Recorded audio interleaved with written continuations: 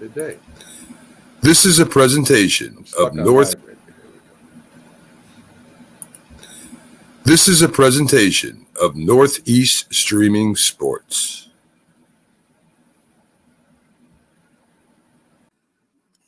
Good morning. You're listening to the Mac and Jack Sports Show on Northeast Streaming Sports. Everyone, and welcome to This Week in Sports with Mac, Jack, and Jim Jeffcoat.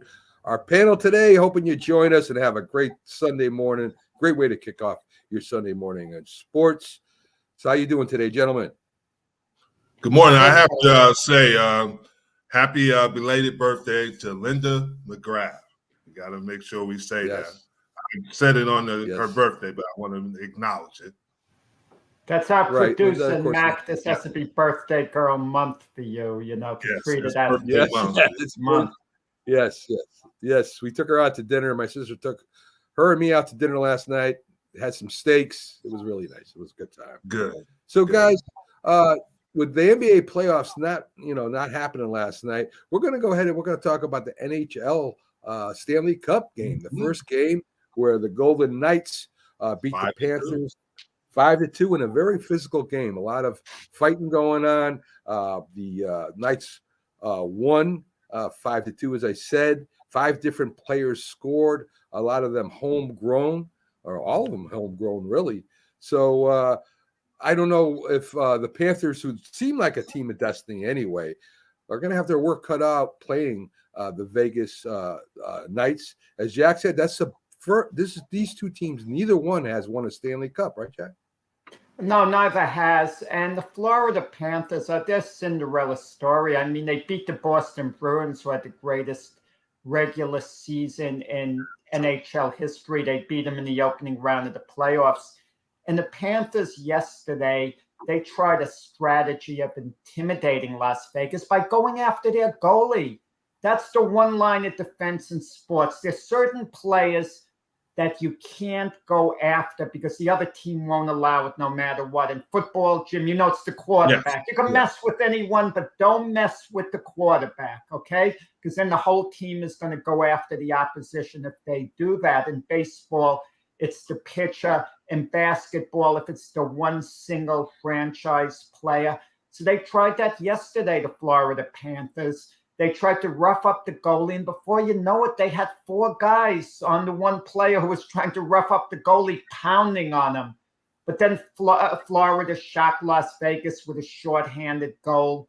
But at the end of 2 periods, it was even, and then class kind of told. It's interesting. Jack Eichel, guys, who came from the Buffalo Sabres, who was maybe their greatest player in franchise history, or one of them, kind of came to Las Vegas under controversial circumstances. The Sabres questioned how injured Eichel was when he was out a while. And then they made a deal with Las Vegas. Las Vegas gave up a lot, and people were questioning whether it was worth it for Las Vegas to give up that much. But all you have to do is win one Stanley Cup, and it makes it more than worth it.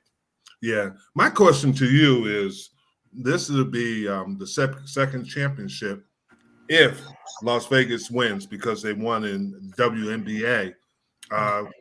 They're talking about putting a baseball team. And then obviously we know the Raiders are there. And now they're talking about possibly a basketball team. Is Vegas becoming the center of sports universe? And is it scary because you saw the problems that you didn't see it in the other sports, but in football, you saw the issues they had with the players. So do you think that is a wise choice for other professional leagues to go there? Well, guys, that's a good question. But the bigger picture is how many tourists go to those games as opposed to the people who live in the area. You need the people who live in the area to sustain the teams. I mean, when people go to Vegas, it's usually a few days. It's the gamble. If they want a night of entertainment, chances are they're going to go to one of the shows in Vegas. But if you're a sports fan, you're going for a big boxing match, and there's an NBA game, a Major League Baseball game, you might want to go during that time. But with that said, the teams are bad that they're getting. The Oakland Athletics on pace to be the worst team in baseball history. They might not even win 40 games this year. And the Oakland Raiders, as charismatic as they might seem, they're not too good. Yeah, the only problem with the Raiders are like the Cowboys.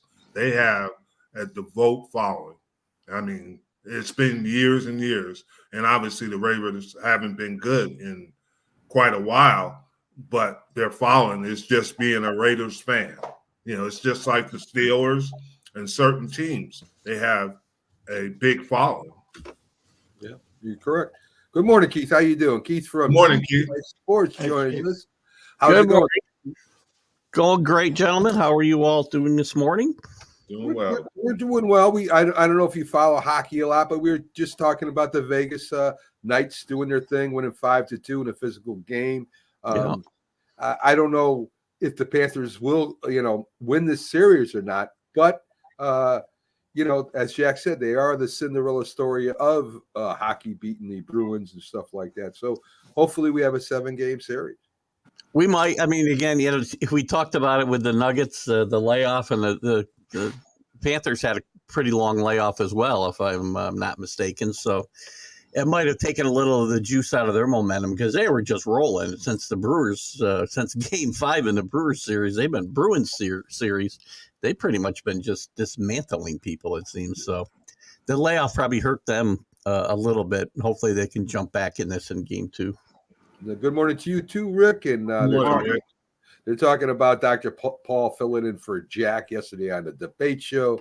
It wasn't really a strong debate show. I tried to get Dr. Paul going, but he's such a nice guy. I mean, you know what I mean? So it's hard to debate him.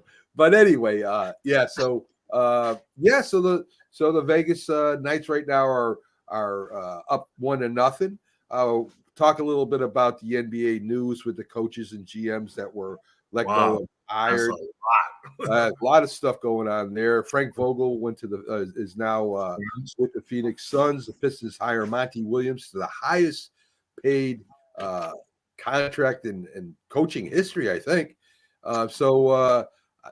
Good move, bad move. I'm not sure. What do you guys think? That's great. You get fired and you become the highest paid coach in NBA history elsewhere. And all these coaches who won NBA titles 2 years later, they're getting fired, but they're getting rehired elsewhere. That's if true. Another team wants you so bad. Why is the coach even being fired? Why is Phoenix even moving on from Monty Williams? If another team can make him the highest paid coach in NBA history, why can't he coach the darn Phoenix Suns who were in transition this year with Chris Paul out, Kevin Durant new to the team, hardly playing? Give Monty Williams a chance to work it out. Yeah. Who would want that job? If Monty Williams is going to get fired from Phoenix, why would anyone want that job unless they have a hard time getting an NBA head coaching job elsewhere? But if you have your pick of jobs, why would you want to go to Phoenix under an owner like that?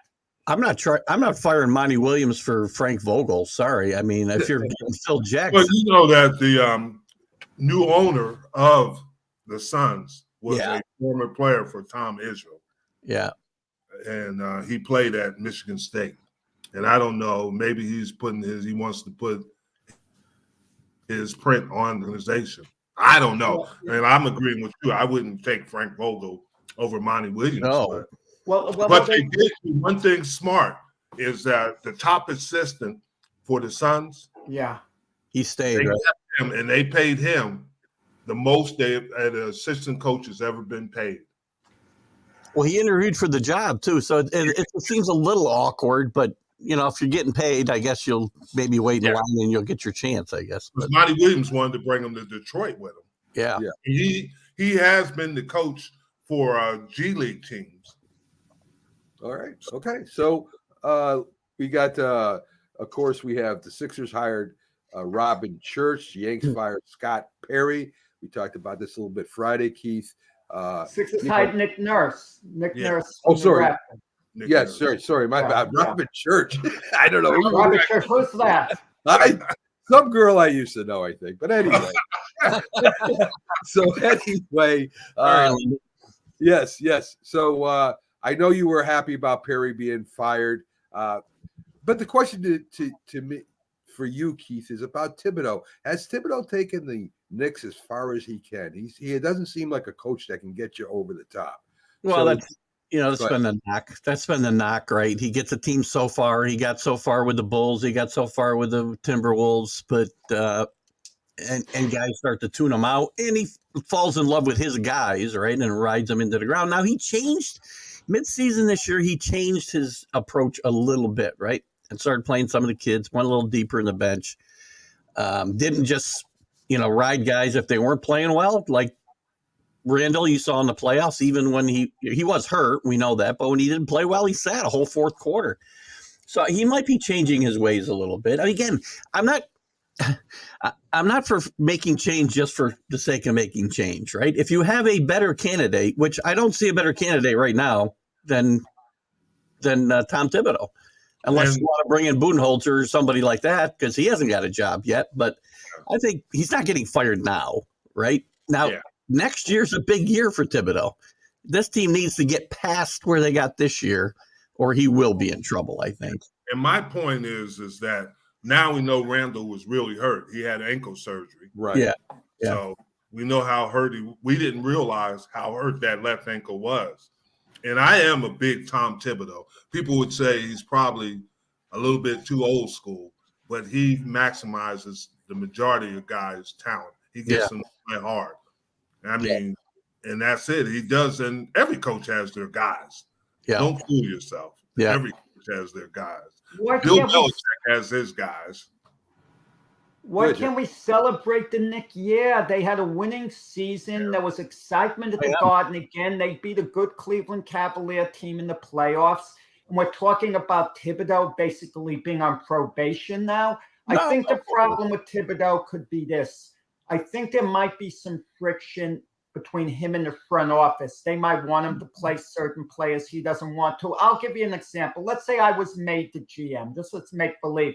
I would insist to Thibodeau, you got to play Obi Toppin more. You can't keep sitting him. Okay? Toppin's doing the Knicks very little good, playing us 12 minutes a game. Either he's too talented to be on the bench that long. There's only one guy who can sit, though, and that's Julius Randle. I mean, why can't you play them together at times? This isn't baseball where both of them are catchers and it's the only position. The game's not playing big lineups anymore. It's playing small. That is true. That is true. So, well, I don't think we say that, but the Nuggets are winning with a big lineup. That's true too. So that lineup is big. And Jim goes ahead and leads me into the next story where Djokovic is making history. He was the second player in history who got the triple-double in his first game debut. I think the other person was Jason Kidd, if I'm not mistaken, who also got. There was one more besides Kidd. Okay, I'm not sure of it, but I know Jason Kidd was. Didn't he set a record for most triple doubles in a No. in a playoff? In their first finals game. Yeah. And it was Kidd and Djokovic, and one other guy they said did it. No, I get that, but I think throughout the playoffs, he's had. I think he got his 8th triple, which I think is a record for any playoff. Right. And the guys, the TV's ratings did fall a little bit. Of course, Denver is not a big attraction besides Jokic, and of course without Miami. If it was Celtics and Lakers, I would imagine the ratings would have been unbelievable. So casual fan. This is a tough series for casual fans, right? Yes. Certain names have magic. Like yesterday on the Fox network, the Yankees played the Dodgers. That's a magical name because a magical game because of the brands. People tune in. Yankees, Dodgers, it's historical. But Miami, Denver, there's no history there at all. That's true. Very true. The Heat shot the fewest free throws in NBA history. I think it was 3 that they shot. Do you think the refs are not calling fouls, or do you think that's just the defense of Denver? What do you think, Keith? I think it's good defense by Denver, and it might be indicative of the fact that the Heat maybe didn't weren't as aggressive going to the basket like they had been because they were tired. I hope they'll come back with a little bit more energy. And we talked about whoever went to Denver for game one might have a problem there because of being tired with a long series and also the altitude. So I don't think it's a referee's, I mean, but here's what my theory on this whole thing. If you watch earlier in the game, the Heat were taking a lot of threes and they were trying to perimeter shoot because of the length of Denver inside. They couldn't penetrate.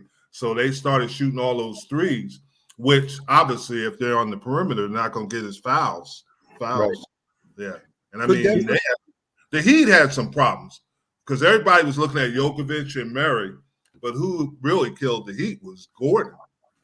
He was double digits before the first quarter was over. Yeah, he played well. It's interesting because of Miami's, design plays, their setup, everything, but what Eric Spoelstra, their coach, does. Kevin Love, who was once a marquee players on the bench, and he still has something in the tank, but he's not even getting in the games. He played early in the Knicks series, and then he kind of disappeared after. Remember, he had a back injury. Yeah. Does anybody here think that Denver can sweep Miami?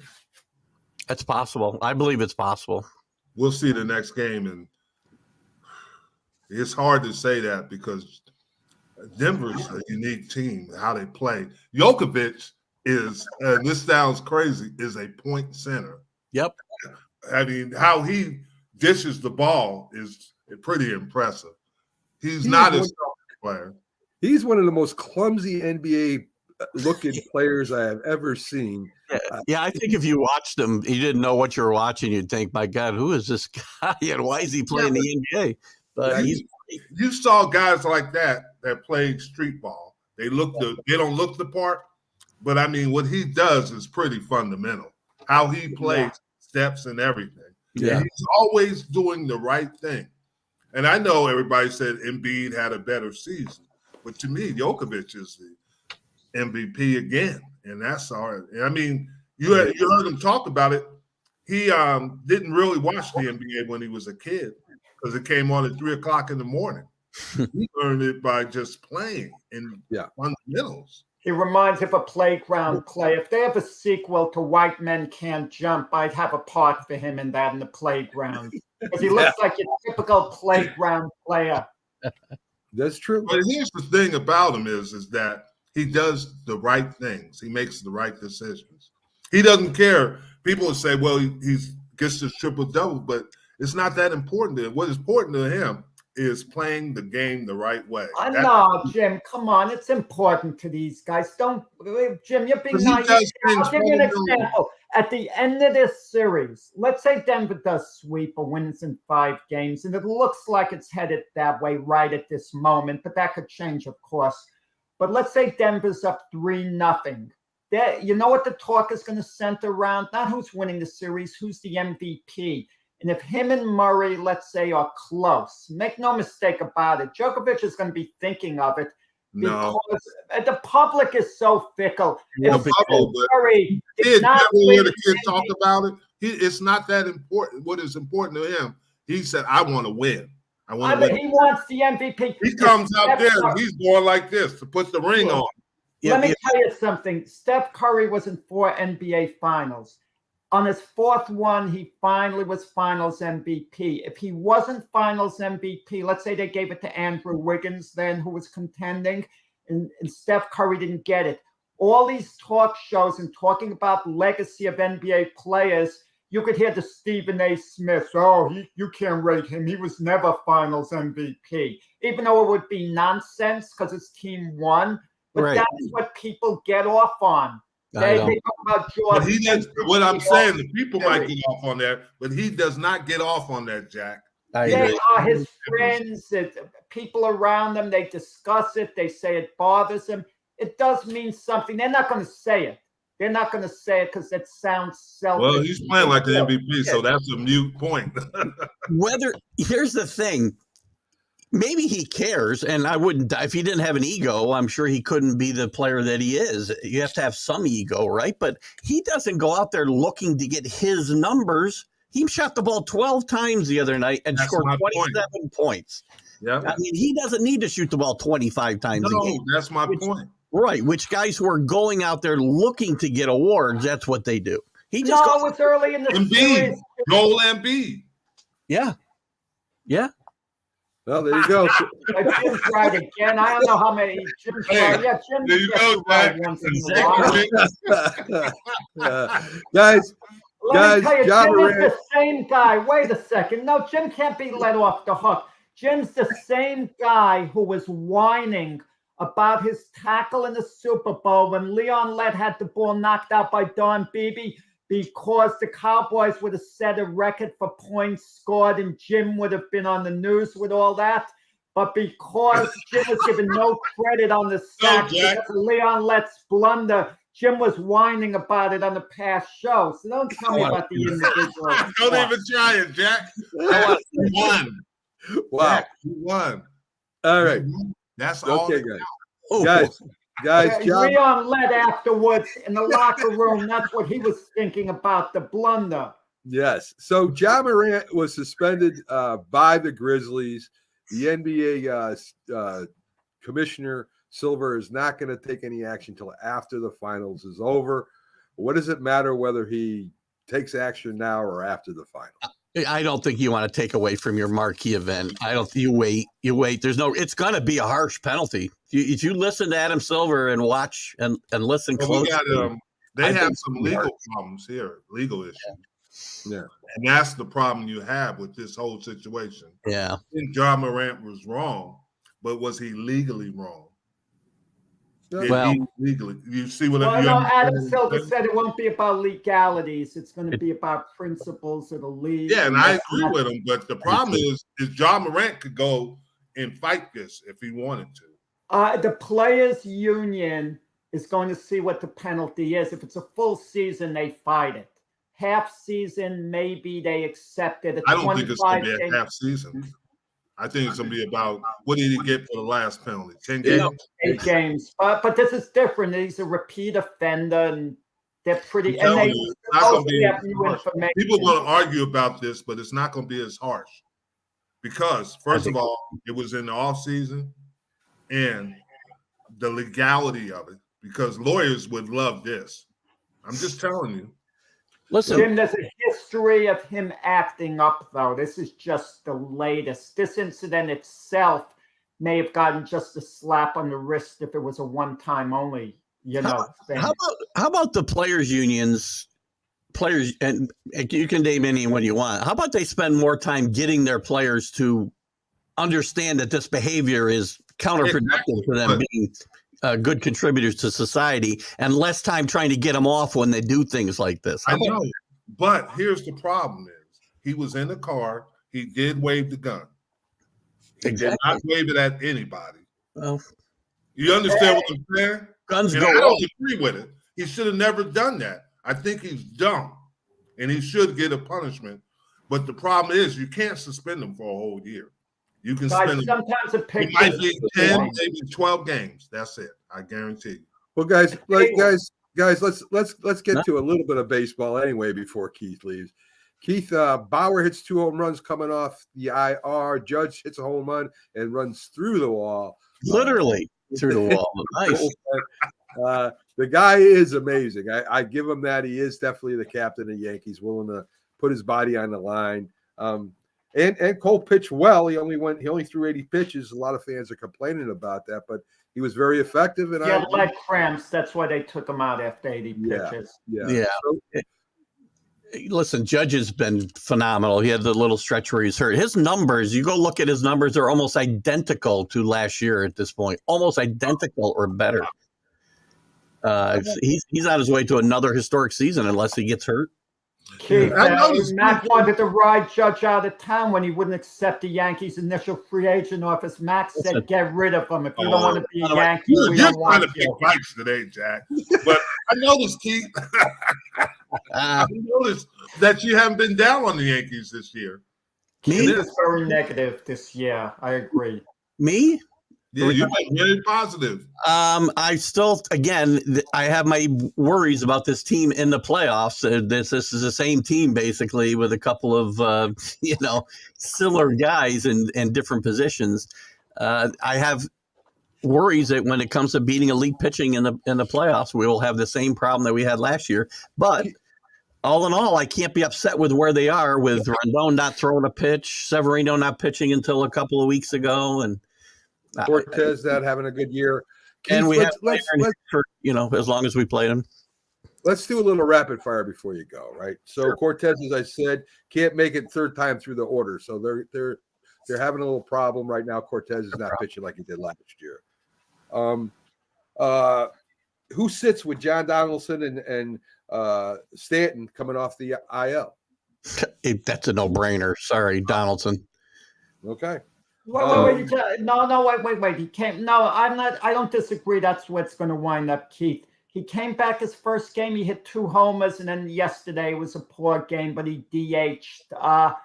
What are your alternatives? Cabrera, who was just sent down to the minors and then called up 2 hours later. There are no real alternatives there. Why? I can play Stanton at DH, and I can play the alignment I had in the infield before. You don't want to Giancarlo Stanton to make him a full-time GH because then it ties up the rest of the team. He can play in the outfield from time to time. I'm fine with that. I don't need to play Josh Donaldson on his team. I don't. He's redundant. I don't need him. He's still an elite defensive player, though, even though he's probably not going to hit. DJ's plenty competent over there. He's not that far behind Josh Donaldson at this point in Josh Donaldson's career, and he's better at the bat, and he's going to put the ball in play, and he's going to do little things to help you win. I agree that's where it's headed. I agree with you that's where it's headed, but let's give Donaldson a chance to conclusively show he can't do it anymore. Let's give him the opportunity. Just came back from the, DL. Was it last year enough to be to know? I mean, he didn't play. He had a bad year. It happens. I mean, he did have a good year before that. You wrote Aaron Hicks out of town, and he's come for Baltimore back 3 games. Oh, man. Why did he finish? I don't care what he does in Baltimore. He can't play in New York. That's all that matters to me. I don't care what he does anywhere else. I think the biggest problem is it doesn't seem like the Yankees GM has a plan for this team. I will agree with that. He puts Volpe at shortstop, puts Peraza back to the minors. He's playing shortstop, the same position Volpe's playing. They're not trying to play him at AAA at any other position, not second, not third, while he tears up AAA and Volpe keeps sinking. So there is no plan at all right now in the Yankees for the Yankees. Well, we don't. Well, again, listen, I don't want to defend Brian Cashman. That's the last thing I want to do. But the plan could still be that they want Volpe and Peraza to still play. But Peraza's really the better defender than Volpe. Better hitter right now, too. And listen, I'd bring him up. And listen, I've said this many times. I make Volpe to second baseman, Peraza to shortstop, and I trade Glaber for some other parts that I need.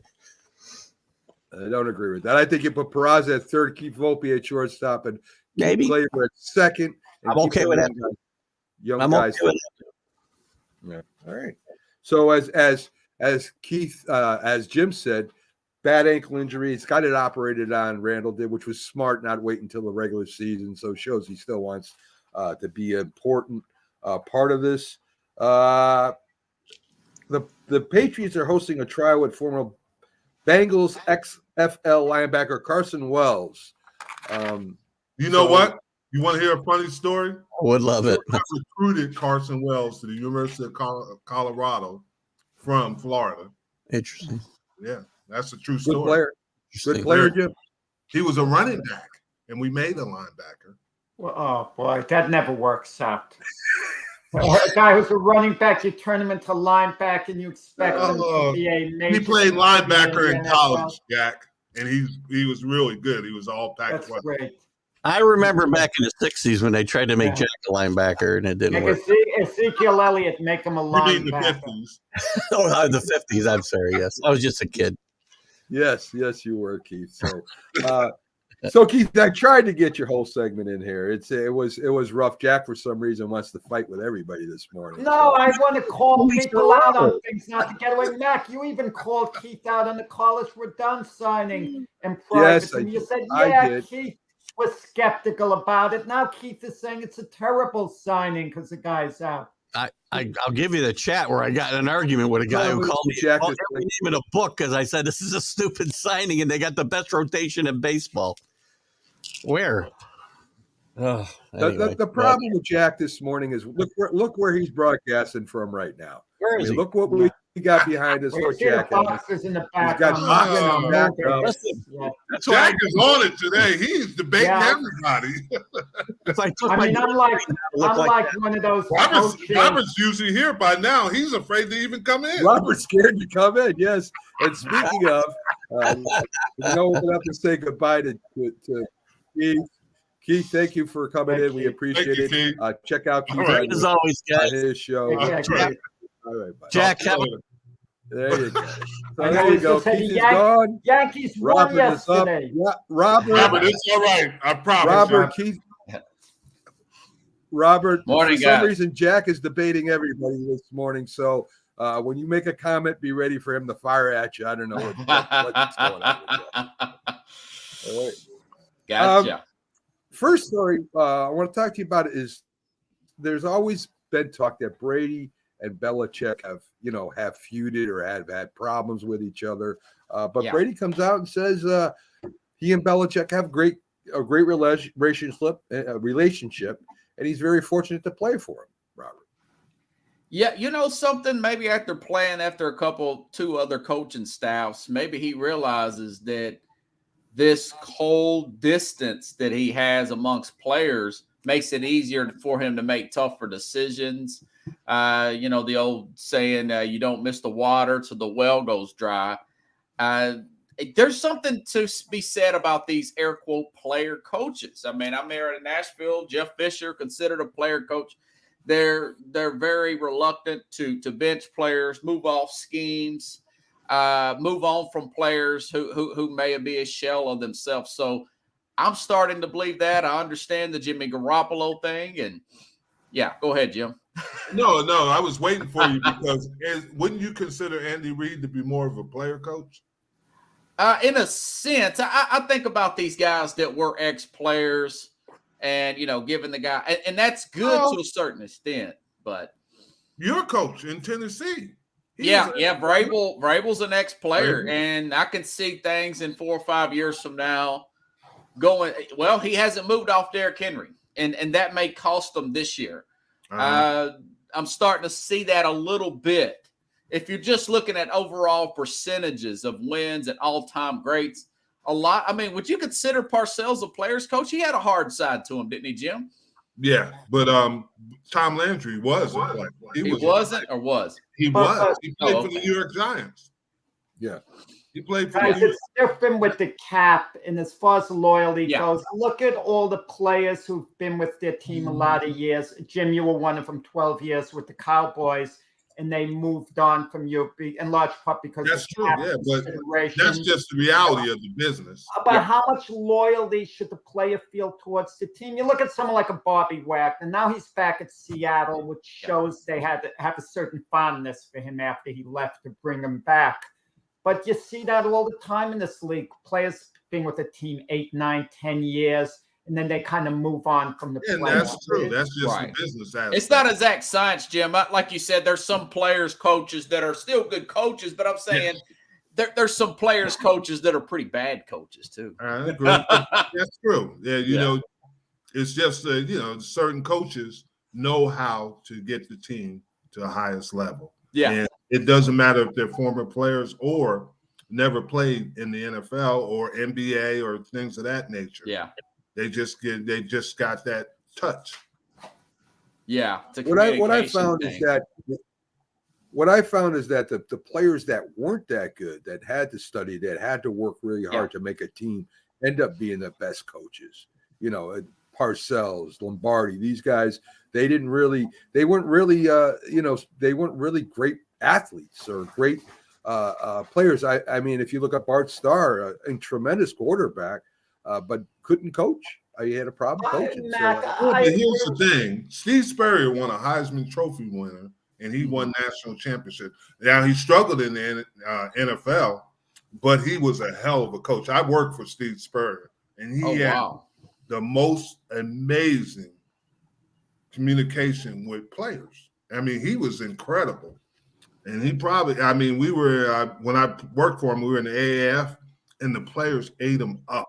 I mean, that was just the way. And he wasn't a guy that was going to yell and scream. And he wasn't a player, a coach that was going to really berate you. He just knew how to communicate. And that's the biggest thing, I think, with great coaches, regardless if you're a player, ex-player, or never played the game, is communication. And I think that's what Andy Reid does well. He communicates. Mac, I agree with the statement you made, but consider this. Star players have made a lot of money. Like, take a Peyton Manning, for example. He'd probably make a great offensive coordinator if he took that job because he's a student of the game, but he'd never take that type of position because he could do so many other things. So the lesser players, that's how they make their living. That's their career. That is true. And I would agree. Yeah. Especially offensive line coaches are really good. Offensive line normally make good head coaches. Yeah, like Jerry Rice. Is he ever going to become a receivers coach? No. Not this next. He's too much of a star. Deion Sanders is an exception to the rule.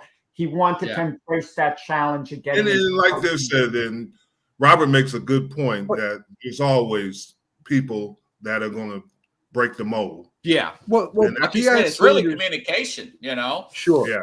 Well, Deion Sanders is a great college coach, but could he coach in the NFL? He could figure it out. I think he could. I have to see. I don't know if he would. You have to write a system. He doesn't want to now. Yeah. He said he'd kill one of those guys. Yeah. Because you know why? Because a lot of them are similar to him. Right. Yeah, well, that level of entitlement to what he was getting at. Yeah. My best example of that is Michael Singletary, right, at the 49ers. I mean, great, all pro. He was a great player. And just he drove the players nuts because he wanted perfection. You're not going to be perfect. He just didn't know how to handle, as Jim says, communicate with his players right. Yeah. And I that's probably the best example I could give you. A Duke player hits 3 home runs in a game on a torn ACL. Wow. In the pros, they'd be sitting on the bench and going for IR and everything. And here's this kid doing his thing, Robert. Unbelievable story. Yeah, MJ Mets, 3 home runs. Reminds me of when he sent me that. I looked up that Kirk Gibson, bad hamstring, 1988, bad knee, hit 2 bad legs. Right. I don't believe what I just saw. Speaking of football, you got guys like Tennessee drafted a guy doesn't have an ACL, Tajay Spears, and had a really good career. But, guys, I looked up, Hans Ward didn't have an ACL. Neither did Joe Namath or John Elway. So that's crazy, guys. Bone on bone. Yeah. Yeah. I just don't understand it. But, hey, sometimes it's mind over matter. Some players focus more when they have an injury. They're not worried about the nonsense around them. They kind of put that energy into hitting the ball. It's all about the mental makeup. Yeah. I think this is one instance. I think this kid will become a Major League Baseball player. I think he will. He's got a lot of power and to show that kind of grit. I mean. Like I said, maybe in the pros, it changes. They're more worried about the contract, the players, the money. I mean, I can understand that too. Yeah. Let's see. The Blue Jays' Chris Bassett allows no runs and rushes back home for the birth of his child. I imagine it was by plane, or the wife was close. I'm not sure, Robert, but great story. Yeah, that's another one. 34-year-old player. At 7 2/3 scoreless innings. You make me think about Brett Favre and his dad dying. That focus he had. Kobe Bryant. Remember the Eagle Colorado thing? Even though who was it? Dave Chappelle. He joked about it. He said, "Man, that's the best I've ever seen Kobe play." He's like the judge stooling the ball and said, "Here, okay, you play for your freedom." Some players, what's the $50 word for it? That they zone that focus in more when they have a major something really personal going on in their personal life. And other players and coaches, it is a distraction. You find out, man, what was going on with this guy? Wait.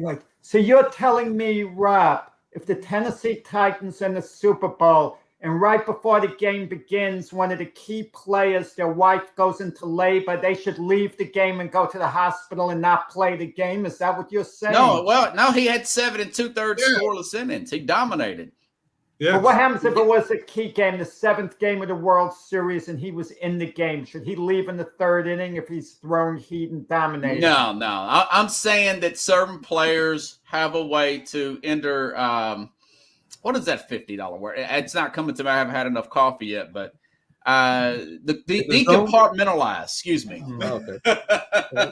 And other players have personal problems. I remember who was the guy that played with Kobe Bryant? Paul Gasol had personal problems with a girlfriend, guys, and he had a terrible final playoff run about 12, 13 years ago. Can you focus, Philly sports guy? If you have can you be a fan if you have a personal problem going on? Pags never looks focused unless he's painted. No, he looks like he may be going through some things, brother. Hey, Robert, I had a question for you. Nick Saban is going to testify in front of Congress. Yes. NIL. I'm so tired of hearing him. And then Ellen Tinkerich said the NIL is the depth of college football. Well, these guys make millions and millions of dollars, and they're telling players they can't make money. There's something wrong with this. It really is, Jim. There needs to be some kind of guardrails. It seems to be off course, and then you don't really see a lot of pushback from his big competitors. You would think one coach would say go farther in NIL. Mm-hmm. But look at the problems, guys. I would love to be a fly on the wall in Texas A&M. They had a huge class a couple of years ago. But last season was a disaster, man. He had to bench players down there. Jimbo Fisher. He had a lot of problems, and some of it got out about some of those players. And we only know just a fraction of what really is going on down there. But my problem is if you're going to cap the players, shouldn't you cap the coaches too? So it really is. There is some hypocrisy there. That's my point. I said this will be like this the first few years. This is the club chaos stage, and we may have another 2 years of club chaos for all we know. Yeah. Well, I sent you the thing about what Auburn's Hughes Freeze said. Yeah. He says bring back the former transfer rule to eliminate tampering. I like Hugh Freeze, but come on, man. I mean, guys, Joe Burrow was beat out by Dwayne Haskins at Ohio State. Joe Burrow transferred to obviously transferred to LSU. The rest is history. Mike Glennon was beat out Russell Wilson, who transferred to Wisconsin. Tennessee's got a lot of players from Alabama. Alvin Kamara, the quarterback, right? The quarterback. Yeah. I mean, Russell Wilson over Mike Glennon over Russell Wilson. Go ahead, Jack. Yeah, Jalen Hurts transferred out of Alabama, got beaten out by Kyler Murray. He transferred. Alvin Kamara, guys. Alabama was stacking players back in the day. Alvin Kamara went to Tennessee. He transferred to Tennessee, became Alvin Kamara. I know why they don't. The SEC wants to stack players. All but 12 players are left on Colorado's staff, by the way, from the Well, that's what happened with Alvin Kamara. They kept taking his elevator ride. Some people kept pushing, their way on, and that's why that's what happened. He said, "I got to eat too," What is going on with Alvin Kamara with that case? It's kind of disappeared. He's got some good lawyers. They keep putting it off, Jack, to the end of his career. Yeah. So Pags and Robert, I want to get your thoughts on the Stanley Cup game last night. Physical game. I don't know, Robert, if you saw any highlights. I didn't get a chance to watch it. It was a very physical game, Pags. They attacked the goalie, and the Golden Knights put it on them last night. Yeah, and it kind of happened just as I thought it would. I thought that Bobrovsky would cool off over having too many days off. They got through that series a little too quick, and like I said, I'm never. I told you guys I thought that the Golden Knights should lose Game 5 to extend the series longer last series, and they did, and then they came out and put a whooping on Dallas in Game 6. But it made Bobrovsky sit for another 3 to 4 days. So now it's been a week and a half since he's played, and that'll cool down a goalie, and that's what they needed to do. And I feel like that it's going to be really tough for Florida to come back in this series. I think that Vegas has got it, and they're gonna really walk all over them because they have the team to do it. Wait. So, Pags, you're saying Golden State should basically, the Golden Knights should basically have tanked that game. The coaching staff should have seen they lost the game to extend the series. It's not easy to be able to coach that.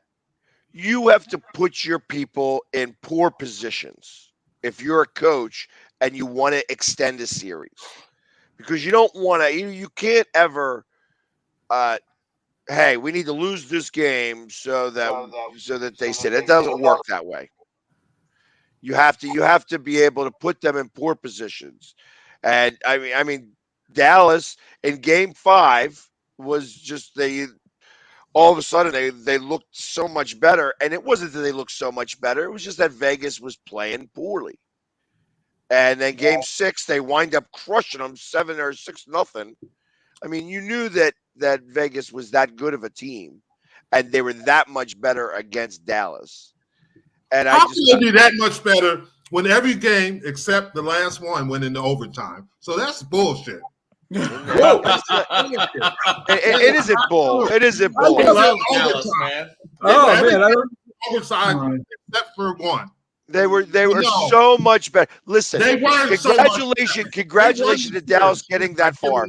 There was no need. There was no way Dallas was even one of the top 5 teams. Oh my God! It was overtime. So don't give me that bull. That's bull. Hey, listen, Jim. Maybe you should stick to football and then watch that. Maybe I should. But that's the truth. Wow. It was overtime. There were 4 overtime games. Jim, off the air. Yes. Maybe you should stick to football. When Pags gets mad at you off the air, I bet how he refers about you to his friends, he calls you the big dumb tackle. His friends. There's Jack always trying to stir the pot. Jack is always trying to start something. No. Jack, nice boxes behind you, by the way. The show goes off the rails. I'm moving on. I got traded from this show elsewhere. I'm packing up. So Jack is in a debating mood. So in NFL news that I want to get your guys' opinion on, Matt Nagy excited for Kadarius Toney to build rapport with Patrick Mahomes. He thinks that Toney's going to be a great receiver. He's no cheetah, but he can make plays in small spaces. What do you think, Jack? I mean, you've been on the Giants all about getting rid of Kadarius Toney for since that's happened. Do you think he's going to be a great wide receiver with well, certainly as a punt returner, that punt return against the Eagles was a key play in the Super Bowl. And the Giants got a 3rd-round draft pick for him after picking him in the 1st round. And what I don't understand is this. They got rid of Kadarius Toney, the Giants, not so much because of his ability, because of his maturity. But why can he be a mature player on the Andy Reid and the Kansas City Chiefs staff, but the Giant coaching staff couldn't bring out that maturity in him? So a lot of times it's a coaching situation. You get a young player, he's coming out of college. You've got to really clamp down on him. You really got to clamp down on him. If something went wrong where the Giants couldn't keep him in check. Same thing, Evan Ingram, the tight end at Jacksonville. He thrives with the Jacksonville Jaguars under Doug Peterson. But when he's with the Giants, he had problems. He could have. I think he can be an elite receiver for the Chiefs. But with that said, he has Patrick Mahomes throwing to him, so that's going to elevate any receiver. I agree. And our producer sees that this is a tough room. She's left the room. I didn't see that last comment. When I talk, I'm concentrating on the show. Yes, you are. Yeah. There you go. You make a good point, but with Tony, it's weird how some players fit with other coaches or how they do things and systems. Jimmy Smith is a prime example. Jimmy Smith struggled with the Cowboys, got better with the Eagles, but he was really Jacksonville is where he excelled at. There are certain players that go to different, just like you said with the tight end that struggled with the Giants and goes to Jacksonville. Sometimes it's just communication and how they deal with those players. Well, you had that at Dallas. Michael Irvin towed the line under Jimmy Johnson because Jimmy Johnson, of course, had him in college, tough coach, tough disciplinarian. When Barry Switzer took over, Michael Irvin, I'm not saying he didn't play hard. He came and went as he wanted to. And reportedly, Troy Aikman was unhappy with what was going on. So you talk about coaching and, how you focus a player. And that is true. I think you guys say Andy Reeves is a player's coach, but I think Andy Reid is a very strict coach too. I think that that's the way he is, and I think that's the way Jimmy Johnson was too. So then you might be able to talk to the guy, but he's still not going to put up with nonsense. And I think that's what separates some of the greater coaches. It was Jimmy's statement. Jimmy said that he had his guys, and that certain guys had certain leeway with him. And it had happened when he cut John Roper. He cut John Roper, who fell asleep in a special teams meeting. So they asked him the question, what if it was Troy Aikman? And he said the truth. He said, I tell Troy to go get some coffee and wake up. But that's it. You do not treat every player the same. You have to know what you're dealing with. And that's the thing. Great coaches know how to deal with certain personalities. No, Jim, our values change as a society. Case in point, Joe Namath, when he played for the University of Alabama under Bear Bryant, he broke a team rule. Bear Bryant sat him out for the Orange Bowl. He said, I'm sorry, you broke a team rule. He actually sat Joe Namath out for a game like that. That wouldn't happen in this day and age. That's Right. true. Well, and there's a level of psychology too. I mean, Jimmy is a psychology major. That's right. Phil Jackson, his brother was a psychologist. So That's right. Yeah. I don't know that you could say that because didn't that happen with the Patriots? Didn't they sit their cornerback against the Eagles? Malcolm Butler. Yeah. So, I mean, you can't And say that cost him the that game. wouldn't happen. Yeah, I agree with that too. That's- Which it leads me. Jack brought up Namath. Leads me to a question, and all you on this: if Rodgers leads the Jets to a Super Bowl, wins the Super Bowl, is he then on a level with Joe Namath? He's ahead of Joe Namath right now as far as being a great quarterback. You mean iconic in Jet history? No one's ever going to get to Namath's level as being an iconic Jet, even though Matt Snell deserved to be the Super Bowl MVP in Super Bowl III, not Joe Namath. But Aaron Rodgers, did you see him at the Taylor Swift concert, guys? He was singing and the confetti's coming down, and all of a sudden he's fantasizing. He's going, the Jets win the Super Bowl. That was cool. That got me hopped up. I am psyched now. One team stands in the Jets' way of going to the Super Bowl. I'll mention that team at another time. But if they could get past this one team, we're going there. Well, hopefully he wasn't like some of the fans out there wearing adult diapers so they didn't miss the show. I saw that this morning. So that's crazy. Listen, I think Namath will always be legendary just because the AFL, NFL Super Bowl, of course. The fur coats, the stockings, the party, the parties that he went, the nightclubs. I think Rodgers hitting on the reporters on the sidelines. All that stuff. I saw that live, Jamie. Namath is a genuinely nice guy. He really is a good guy. Yeah, I would agree with nobody that. said he's not a good guy. But go ahead. The thing that was different between him and Rodgers, Namath, it was iconic in New York. I mean, just how he played and what he promised. Rodgers, I don't know. It remains to be seen. Yeah, he's got to win. Well, can Rodgers handle the criticism? He doesn't strike me as having thick skin. But you also said it's not like it has been in the past. You two said that the New York criticism is not like it's been in the past. Yeah, agreed. Yeah. Okay, we'll see what's going on with that too. I mean, it would be interesting if he wins a Super Bowl to see, how him and Namath stack up alongside each other. I think Rodgers has more national appeal. I think you won't ever have to worry about that. Guys, you could look at basketball. LeBron won an NBA title with the Lakers. Let's say he wins one more NBA title with the Lakers. He's never going to be on Kobe Bryant's level as a Laker. Okay, and that's the way you look at it. I mean, one guy, Namath, has the Jets ingrained in him. He's always going to be thought of as being a Jet. When Aaron Rodgers goes in the Hall of Fame, even if he wins the Super Bowl as a Jet, he's going in as a Packer. Well, you don't go as anyone. They just give you you're not a Jet or Packer or anything of where you play at. They give you the bust, so you don't go in on a certain team. Yeah, it's not like Major League Baseball, Jack. Yes, you get your hat. So yeah. Anyway, so but he's going to be thought of as a Packer going into the Super Bowl. I mean, the Packers are going to have a bigger turnout, Packer fans, than Jet fans in Canton. So, Pags, your Phillies.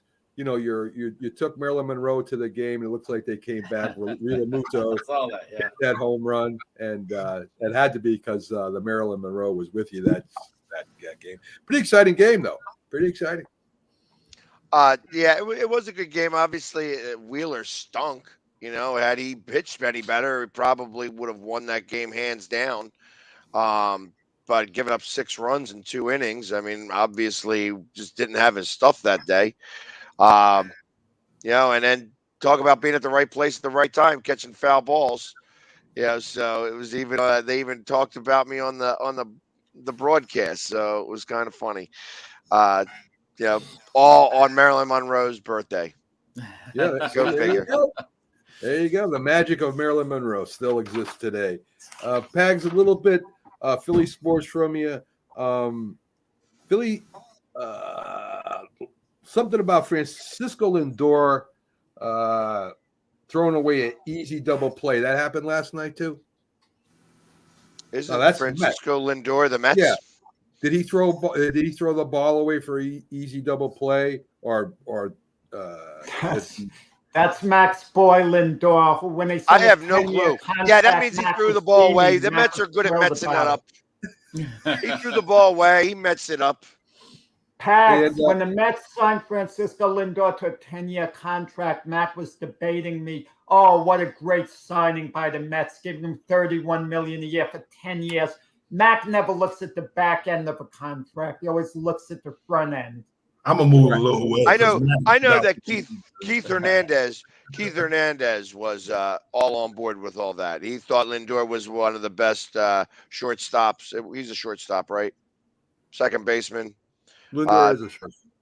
Yeah, he's a shortstop. So yeah, he thinks he plays the game right, but he just boots plays all the time. So I guess Keith is going to pretty soon not want to do Mets games because he doesn't like the way he doesn't like play. to do Met games in Philadelphia. He ain't going to like to do Met games in New York because New York is Metsing it up that bad.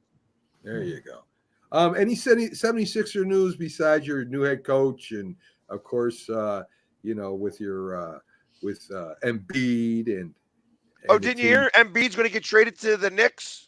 Yeah, right. There has been talks about it.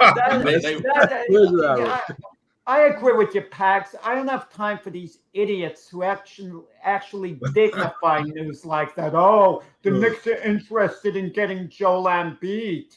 Like as if The Sixers Knicks are ever gonna also trade him interested for in bringing Embiid. back Kobe Bryant, but unfortunately, he ain't coming back. Yes. James Harden, Pags, is he coming back with the 76ers? I am. If he does, he just doesn't opt out of his contract. They're not going to re-sign him. See you guys. All right, Robert. All right, Robert, have a good Take one. care, Robert from Sports Skope, Robert Butler joins us every week. So, I don't know. I think that. Go ahead. Now, Matt, I got the feeling last season Embiid was specifically playing for the contract more than anything else. I know athletes are aware of it. They're on their contract, yeah. But I think, did I say Embiid? I meant Harden. I'm sorry. James Harden was playing strictly for the contract. I thought he got himself in extra good shape that one big year to get his money. Keep in mind, this is the same James Harden who forced his way out of Houston, and he showed up for the regular season in the beginning out of shape just so he could collect his money. And why Houston would be interested in having him back is beyond me after the way he forced his way out.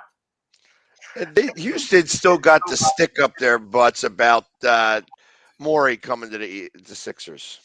Yeah. So that's what that's all about. That's taking Morey's boy. They're doing Morey a favor if they take Harden off his hands. Hey, I hear you.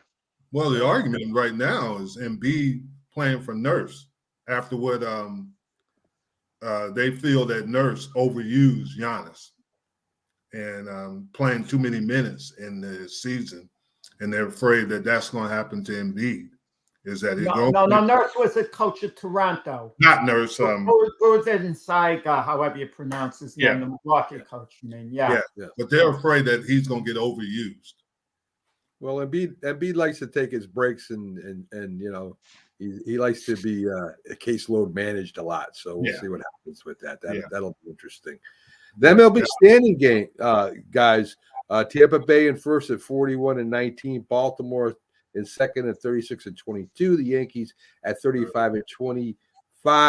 Tampa Bay at 32-27. Boston at 30-20. Was it at Toronto 32-25? Yes, other way around. Sorry, guys. And Boston at 30-29. Everyone in the East has a winning record. I don't know. Who do you guys think in the end ends up winning that division? Tampa. Tampa wins that division. You think Tampa Bay wins that division? Jack? I think they get caught. I'll go with the Yankees to win that division when all's said and done. But I can't say Just it like a with homer. confidence. Just like a homer. It's going to be close coming down to the last week. Don't discount Baltimore. Yeah, I think Baltimore and Yankees are going to fight for that division. I see the Rays kind of slipping a little. Their lead is diminished little by little, and they just got off to this incredible start, but there's plenty of season to go. But they're still, in the last 10 games, the Rays are still 6-4, where Baltimore and New York are 5-5. Very true. Very true. Over in the Central, Minnesota's at 31-27. They're the only team over 500 in that division right now. In the West, you got Texas at 37. It looks like 21, if I'm not mistaken. Houston 37-20. 37-20. You've got Houston at 35-23, and Seattle in third at 29-29. Does Houston or Texas win that division? It's going to be tough because Houston is starting to play really well. So it's going to be tough. National League, Atlanta at 34-24. The Mets at 30-29. And Miami at 31-28. I guess the surprise in that division is Miami. I picked Miami in the preseason. I'm not saying it now. To come ahead of the Philadelphia Phillies. I picked the Phillies for fourth in that division. Atlanta 1, the Mets 2, Miami 3, Philly 4, Washington 5. And Pax kind of sneered at me in the preseason when I said Miami would come ahead of the Phillies. And look what's happening, Pax. Yeah, so it's like Miami every year. They do well in the beginning of the season, then they get right to the All-Star break, and then they poop the bed. So it's just like anything else with you, Jack. You like to just try to show all the shine when it's brand new, but then it sits outside for a couple days, and then you really see it wilt and stuff like that. So it's just like anything else. You'll see at the end of the season. Now, the problem I see is that the Phillies got to start to do something. I mean, they just are not playing very good baseball. And, I've been saying this a little bit. I think that Turner is the problem. I think that Turner's a little bit of a cancer. Attitude-wise or what? They gave him an 11-year contract, so they better straighten it out with him. I would think so. I don't know. This team isn't having the fun that it had last year. And so the only really big difference is so Turner. Pags, Hoskins isn't there, but that's but normally when you win and you've been to any kind of championship game, the second year is always tougher than that first year, because actually, as you can admit, that it was unexpected for them to be that far after their start. And now they go back to it. Now everybody's looking at Philly different. That's a big game, and it's in every sport. I don't think teams gear on the Phillies more than they do other teams. I mean, they look at their schedule and they see the Phillies on it. They're aware that they went to the World Series last year. But I think a team like the Dodgers, they focus on more. The Braves a little more. I mean, they're focusing on Philly. The Mets, they'll focus on. The elite teams what was focus an on. break, Philly got really hot. And they played really well down the stretch. And that's what, and then when they got into the playoffs, they really played well. If the Philly defense doesn't caught up. win, Yes. The defense if caught up Philly to the doesn't make it bats. to if Phillies doesn't make it to the playoffs this year, is it time for a new manager in Philly again? Is it time for the manager to go?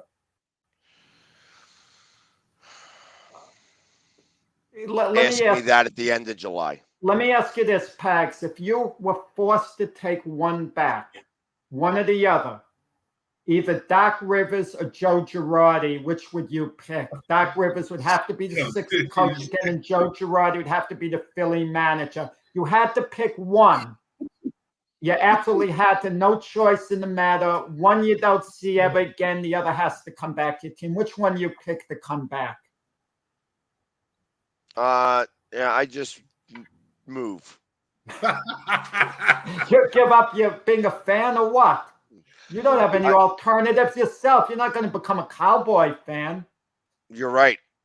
No, maybe I'd become a Jet fan and just deal with the misery of losing every year. Well, this is a good time. The Jets stock is high. If you're buying stock in the Jets, do it now. Yeah, that means that everybody's going to wind up going bankrupt together when they stink. Again, he was at the Taylor Swift concert. He's gone to all the New York events. He must be really, going to a Taylor Swift concert. Rogers is all over New York. He loves it here. I think he might move here if he wins the Super Bowl. When he wins the Super Bowl, I think he becomes a citizen in New York. Where's he going to go in the darkness at if he moves to New York or New Jersey? He'll okay. He can put that off. Pags, I'm like you. I don't even think the Jets, if they make the playoffs, is a wild card. If they make the playoffs this year, I still think they're the third best team in that division. Yeah. I don't know. I think you know what? It's great. I'm glad that the one thing that is absolutely necessary in New York, especially being a Jets fan, is hope. We have hope because life sucks being a Jets fan. Just ask Jack. No, not anymore. I mean, things are great now. Aaron Rodgers is here. Hope personified right there. We got the best cornerback in the NFL. The best shutdown corner. Let me ask you this question, Jack. You had Brett Favre too, didn't you? Well, you want to know the interesting And you know thing? what? You know what? They had the best cornerback in the league then with Darrell Revis. We had a winning record with Brett Favre. People forget that. That wasn't You had a winning flop. record with Butt Fumble too. Mark Sanchez. Mark Sanchez. Well, you know, I mean, listen. Oh my goodness. They did go to the AFC Championship game 2 years in a row. Let's not forget. Yes, So they it did. wasn't like a flop. Yeah, they It's did. not like I will tell you this. I will tell you this. I made a top 5 list of the best players to ever wear number 99, and I did put Mark Gastineau on my list. Joe Klecko's going into the Oh, Hall there you of go. Fame this year. Sack exchange. Yep. Yeah, So Jim, how great this is all. Joe Klecko? This is Bucko was that good. The truck driver. all this Jets news. I don't know what's going on. Back to LB standings. You got the most surprise team. I said this in the beginning of the year that I thought was the Arizona Diamondbacks. They're tied with the Dodgers right now at 35 and 24. If they keep playing like this, they have a shot to get in the playoffs, guys. That'll be something. So Yeah. Everybody's stunned by that, I guess. No, Pags, what did you think about Judge playing? They've played What? about 35% of the season. So What's if a that? team's playing well to this point, you can't think it's a fluke. Remember, listen, early in the year, Mac, weren't you singing the virtues of the Pittsburgh Pirates when they got off to that great start? And then the Pirates have kind No, I of, think that was you. faded. Oh, that was me. I guess I was singing. I think that was your I don't supreme- remember. But in any event, they slipped badly. How'd you like the Judge play going through? Judge actually, Pags, went through the wall to make a catch, also hit a home run. I bet you wish he was a Philadelphia Philly, Pags. No. I don't necessarily need Aaron Judge on this team. It's good for him. I'm glad that he's going through walls and hitting home runs. Obviously somebody's got to play good for the Yankees. Well, a lot of guys are playing well for the Yankees, but Aaron Judge yesterday. So they're in third place, right? Yankees are in third place. And the gate opens up, and he's part way in the bullpen, and the bullpen pushes him back in the field. Number one, why did the gate open up? 2, that gate was like one of the gates you see outside in the yard. A player could get hurt in that old-fashioned gate. There should have been a wall with padding there. Which, I mean, what are we waiting? If Judge got seriously hurt on that gate, then they would have done something to change the structure of it. Why do we have to wait for someone to get injured? Where was this at? Dodger Stadium. Well, because nobody cares about the Dodgers. Women, no one Nobody cares. cares. Dodgers an elite team, Pags. Pags just puts down every Major League Baseball thing. NFL news: 2 wide receivers primed for breakout years. Alaska Chenault of Carolina and New York Jets Bryce. It's Javiska Chenault. Laviska? Carolina. Laviska? Yeah. All right. Laviska. I don't talk about guys whose names I can't pronounce. It's Laviska Jim, what do you think about those 2 wide receivers predicted? And who was the other wide receiver? Bryce Huff for the Jets. Well, I don't know anything about Bryce Huff, but I know Laviska. And Laviska he has an opportunity. His thing is health. He's a big joker. I mean, he is physically, one of the bigger receivers, but his health has always been an issue. I mean, we've had him at Colorado, and he was really good. But in the NFL, he struggled with staying healthy, and that's going to be the key within playing for Carolina. Is that a mindset? It's like we always are talking about how players are injury prone. Is there a mindset about that, or is it just, hey, listen, this game isn't meant for some players, and their body just can't handle that type of abuse. And is there any way to stop that? Like when you get that moniker, is there any real way of stopping it? I don't think from my opinion, I don't think you can, because some players don't have the physical nature of the game really destroys their bodies. And you see it all the time. You see certain players that have exceptional talent, but they can't stay healthy. And that's the thing. Maybe it's, they've had injuries earlier in their career or going on, but that's a difficult thing. Some of them can't overcome it because of certain type of injuries they get. And that's my big thing with DeAndre Hopkins, because he was really exceptional early in his career, but as his career progressed, he started getting those injuries, and he's not really overcome them. Jim, let me ask you this question. I never thought of this before. Injuries occur a lot of times during practice, so that leads up to an injury. If you're on the second or third team as opposed to the first team, are you a little less likely to get injured? That's a good question, but I think you really don't tell everybody you're injured. You try to make it through some way, somehow. And you might be nicked. There's difference. Always said that there's difference between being nicked and being injured. If you're nicked, you got to fight through it. But if you're injured, then there's other issues. And it's hard. It's hard, especially now. We all talk about the NFL has 17 games, and keeping your players healthy for 17 games is going to be difficult, especially with receivers, as you were talking about. In certain positions, it's more difficult than others.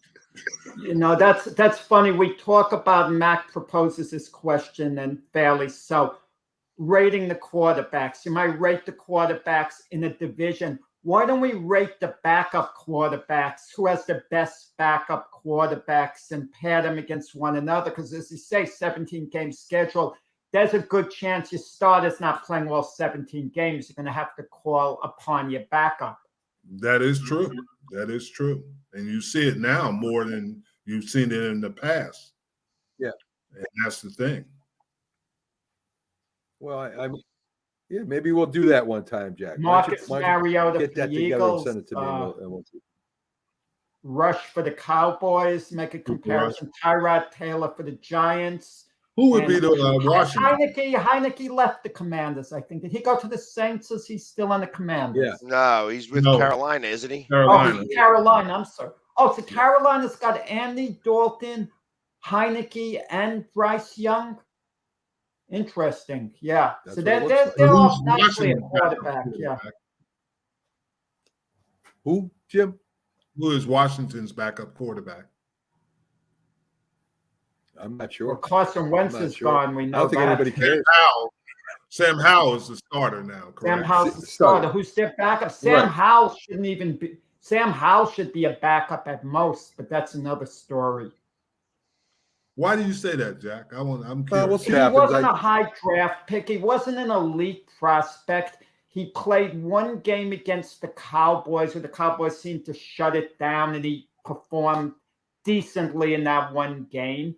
And why are they reaching? If he was that good in practice, he would have played early in the year. They wouldn't have waited until the end of the year. Who was Mr. Irrelevant 2 years ago?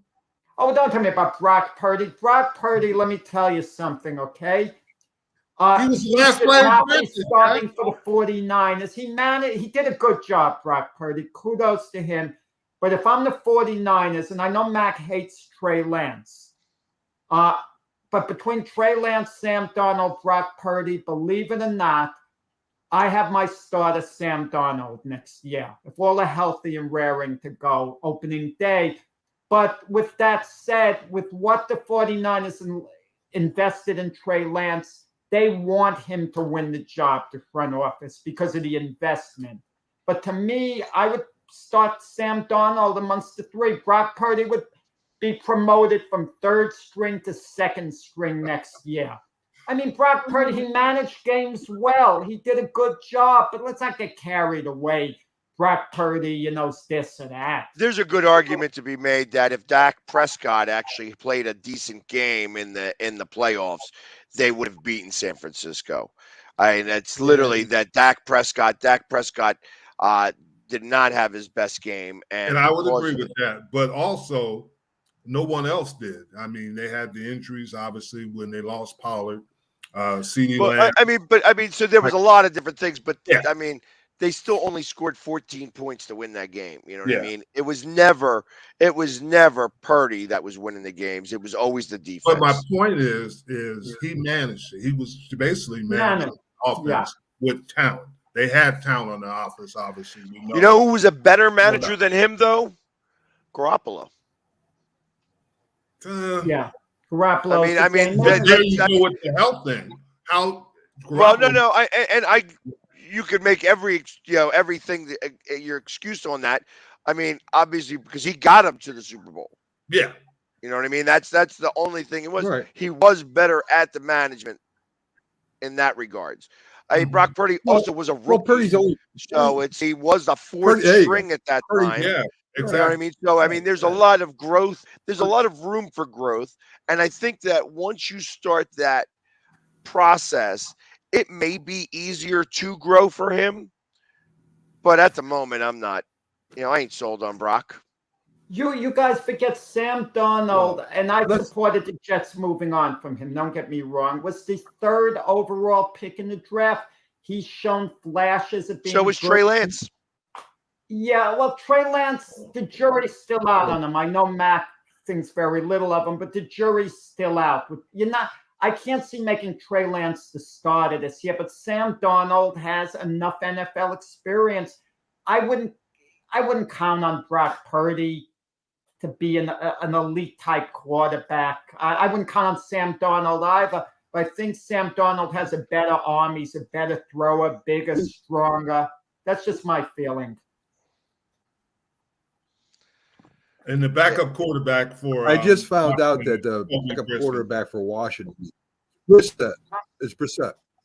Yeah. Right. Oh, that's excellent backup. So that's the excellent second string backup. quarterback. Plenty of experience. Started a lot of games, and that's the type of guy you want as your backup, a Jacoby Brissett type. He could come in and patch up a hole if you need him. I mean, you look at the AL East, for example, you have Zach Wilson. The Bills have Case Keenum, Jim's boy over there with Buffalo. Keenum's in Texans now. He's in Houston. Oh, he's in Houston. Oh, he left the Bills. Yes. Why would he want to go to Houston? CJ Stroud's going to start, either immediately or early. Case Keenum is going anywhere thinking he's going to start. Well, that's why they make their moves. They hope to start. Not true. No. He's going to hold the clipboard for a coach that he wants to hold the clipboard. Broke all the records at University of Houston. And he is from Abilene, Texas. He was time to go home. Okay, maybe I could understand that. Well, Jameis Winston, that's why he's staying with New Orleans as a backup, knowing he's not going to play over Derek Carr because he likes the area. Something's to be said about it. But a lot of times it's opportunity. Look at Andy Dalton. He went from the Cowboys. He went to the Bears. Knowing they drafted Justin Fields, he thought it would be his job for the year. He got injured. That didn't work out. So now Andy Dalton went to Carolina before they drafted Bryce Young. He figured, okay, even if they draft the quarterback, the Panthers, but I think the Panthers were drafting number 9 at the time Andy Dalton went there. But he thought maybe he could revive his career as a starter. No. Andy Dalton has become the Fitzpatrick. Yes, of the NFL. That even the Eagles had one. He was like 40 years old when Wentz got hurt against Seattle in the playoffs, and he came in and with like a busted arm was still trying to throw the ball. Well, let me tell you what's interesting. Minshew is ultimately Indianapolis plans to make him the backup behind Anthony Richardson, but we don't know how good Richardson could be. If Minshew starts and he plays really like a starting quarterback, a good caliber starting quarterback, and Anthony Richardson turns out to be not that good, we have no idea. Richardson wasn't that good in college, really. He's drafted based on potential. So that's an interesting thing. Richardson's You think going to he's start. starting right off the bat? There's no doubt. There's no doubt. They're gonna play him right. They're splitting reps with the first team right now. Yeah, he'll start. He's a top draft pick. He'll start. You know what the danger in that? You start someone like Richardson, you're committed, because if you start him and then sit him down at the halfway point, that's a bad look. If you have him carry a clipboard in the beginning and then you ultimately break him in, even if he has a rocky time, okay. But it's a bit of a risk. But I think all these guys are going to start soon. I think Bryce Young, C.J. Stroud is going to start soon. Hendon Hooker with the Lions is interesting. If Jared Goff kind of stumbles a little, it's a contract year. I kind of wonder, Dan Campbell, no-nonsense guy who hasn't been the biggest Jared Goff fan, does Hendon Hooker, come in at a certain point? I don't think so. I don't think so either, but who knows? Yeah, a little bonus before we go on to our predictions in the AFC North. Tank, of course, as you said, he's in jail. His coach there thinks it's a good idea for him to be there to kind of sit and think. I'm going to tell you, Jim was talking before about young athletes, the way they think, these young men. Picture this. The judge is nice to Tank Davis. She wouldn't take a plea deal, so it looked like she was going to come down really hard on Tank. So she gives him 3 months of house arrest. He doesn't have to go to jail, to be spent in Baltimore in his trainer's home. So what does Tank do? He gets a place in Florida, like a hotel, spa, the whole thing, gets another home, and he feels he's going to alternate between the two places. He thinks house arrest is not going to clubs at night, just chilling out, a luxury, having a pool table or this or that. And the judge found out, and the judge said, the heck with you. That's not our agreement. Our agreement, you had to be in your trainer's house. She sent him to jail for the rest of the time. He said he's going to be in a regular jail till August. Hopefully that's a wake-up call to him. The reality sets in. I'm in jail. I hate it here. Well, here's the thing, too, and I agree with you on certain things, but his manager should have said, hey, Tank, you can't do this. Somebody should have told him, you cannot. This is house arrest. This is where you got to be. Common sense would tell you that. That means he probably has people around him are just using him instead of looking out for his best interest. Because we all know if you got house arrest, it means house arrest. I'm going to tell you, I have a friend who just had to, DUI, had to serve, a month of house arrest. He is so scared, of what happened, of going to jail. He learned this lesson, he told me. Wow, I shouldn't have gotten in trouble this way in the first place. He regrets it ever came down to that. But it could scare the heck out of you. But you're right, Jim. They have these guys hanging around them, and they're not dealing in reality. They're not dealing in reality. People forget Floyd Mayweather had to spend like 3 months in jail approximately for domestic violence while he was, on top. And he wanted to serve it on a house arrest. And the judge said, you're not going to be in your mansion. This isn't a vacation for you to hang out in your fancy mansion. It's tough being indoors, granted, but Tank Davis tried to set the conditions. He wasn't dealing in reality. And we're told, his attorney's trying to put the blame on himself. His attorney says, it's not my client's fault, Judge. It's my fault. I explained the term wrong. Well, then it is Tank's fault. He should have gotten a better attorney with all the millions he had. He's getting a Mickey Mouse attorney. Come on. You're right. Because that's not his. So Jack, Keith Thurman says Ryan Garcia getting beat up. He got $15 million for that fight and getting beat up. Is that true? Right. We're living in an age of entertainment. They did over 1 million pay-per-view buys. Ryan Garcia made his money. He's wealthy. Now he's feuding with his promoter, Oscar De La Hoya. Yeah. Which I find interesting. Ryan Garcia has a point to be mad. After the fight, Oscar did not show up to meet Tank in the ring or in his dressing room Oscar just left. Oscar claims later there were death threats against him, so they ushered him out. Come on. I don't want to hear, they ushered him out. If that's the case, how come the police aren't involved with those threats? You don't hear anything about the police. His trainer, Joe Goosen, wasn't there after the fight. Bernard Hopkins, strangely, wasn't there. Supposedly, Hopkins tried to get there, and Hopkins says he was prevented. I find that hard to believe. Hopkins had some interest in Garcia? Yes, because Hopkins is one of the partners in Golden Boy Promotions. Promotes Garcia. So no one was around for him, so I can understand. Even Tank Davis went there and hugged his mother. Locker. He went to mom and told him, because they had a deal. Remember that? How did he break his house arrest for that? Because he wasn't. They didn't have Tank Davis. I'm kidding. I'm making a joke. Tank Davis had a few things in the lead up to the fight, and I think the judge may have given him leniency with house arrest, because after he beat Garcia, Tank Davis was very humble. He was a gentleman. Yes. No cheap and with house arrest, you are allowed to work. Mm-hmm. Yeah, that's one of the conditions of being on house arrest. You're allowed to go to work, you're allowed to go to school, and you're allowed to be home. Wait. I don't get this. I'm asking you now. You mean to tell me Tank Davis would have been allowed to go to the gym to train it when the house arrest? He's allowed to go to work. Is his work. No, it's not. His work is in the ring where he's actually getting paid. That he would be able to do. To go train to go to work, different scenario.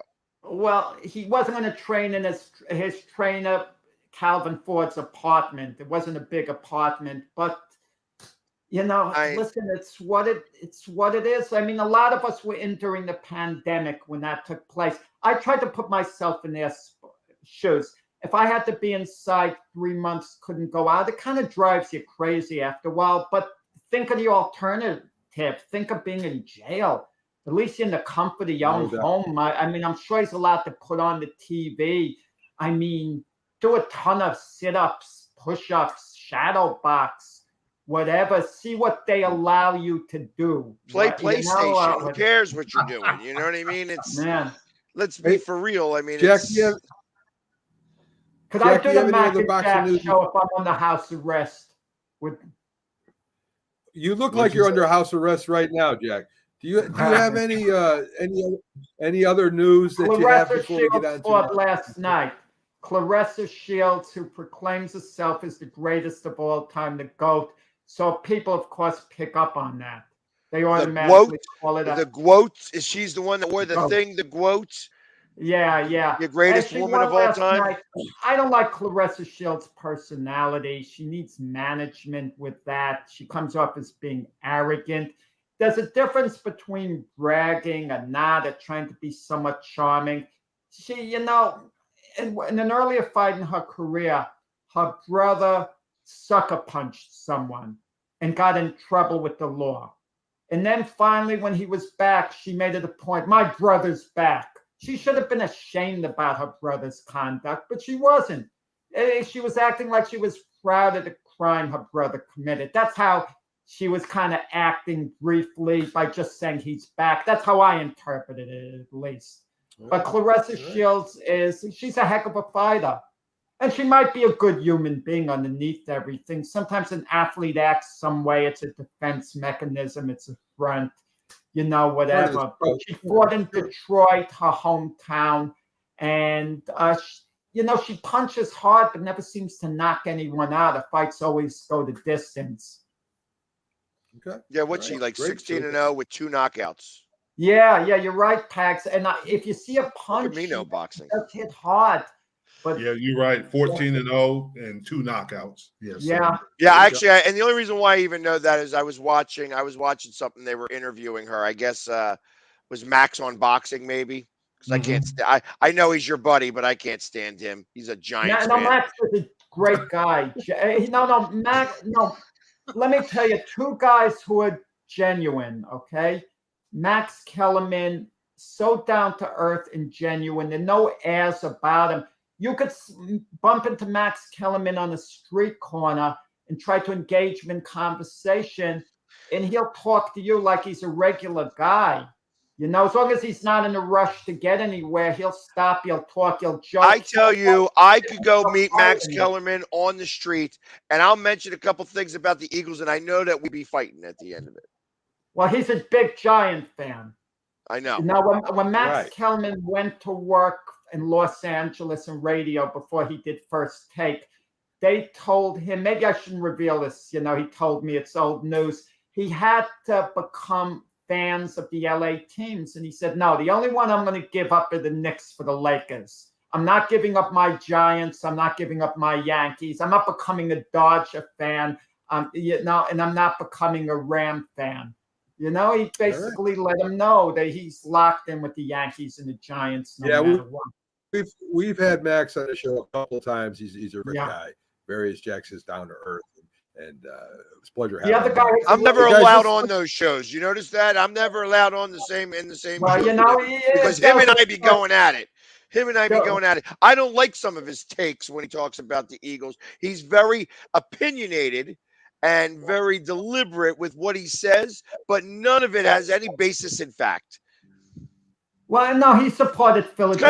It's kind of like you, Jack. It's kind of like you, Jack, when you start talking. No, you're missing the facts again. Must be something about these boxing guys.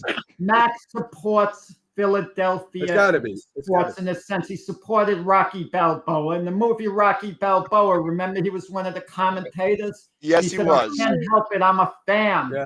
So, that's just some support for Philadelphia.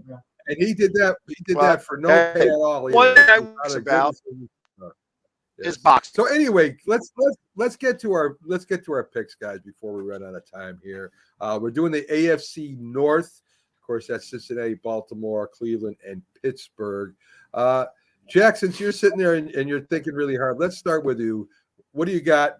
Records or any information? Who do you got? What an intriguing division. Yeah, I mean, it's so intriguing. To win the division, it's easy for me. You know, it's the Cincinnati Bengals. To me, they're the team to beat in the AFC this year. But they're, to me, what the Buffalo Bills were last year, and the Bills kind of faltered at the end. And now I feel their window's kind of closing. But then you look at the other teams. It's hard to envision the Ravens not contending. Okay, it's very hard to envision that.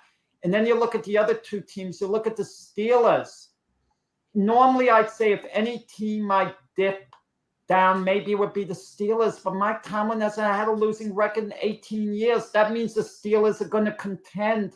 And then there's Jim's dark horse, the Cleveland Browns, who might make and if they're going to make a leap up, if Sean Watson, as Pack says, is shed to rust, maybe the Browns make a run, you know, at the playoffs this year.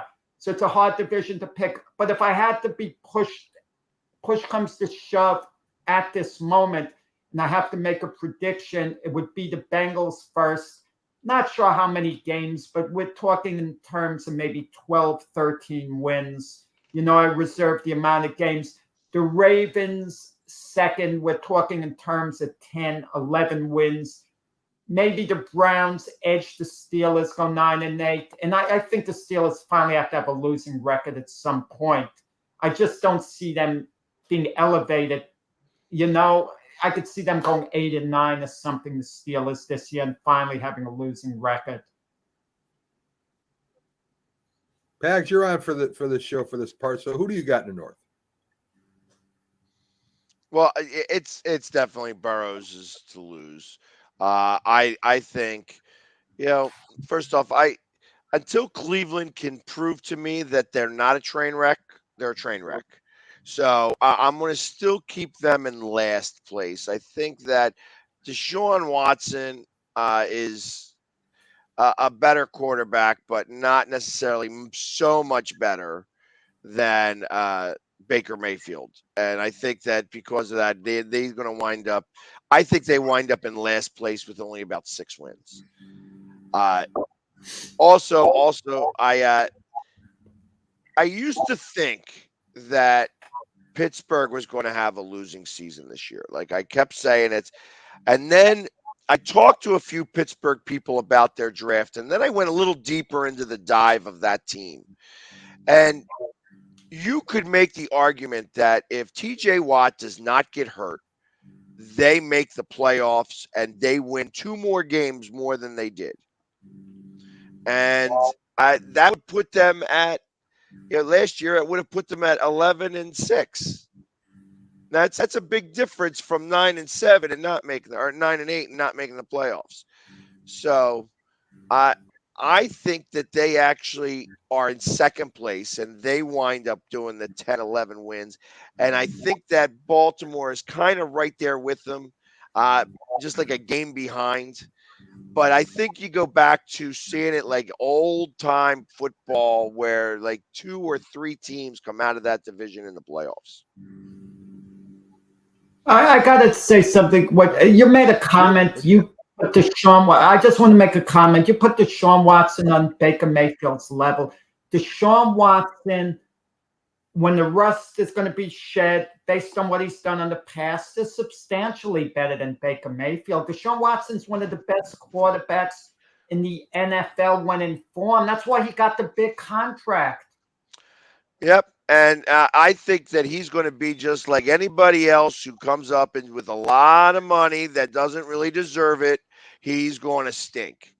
And I feel that Cleveland is a train wreck for a reason, and that doesn't change with Deshaun Watson.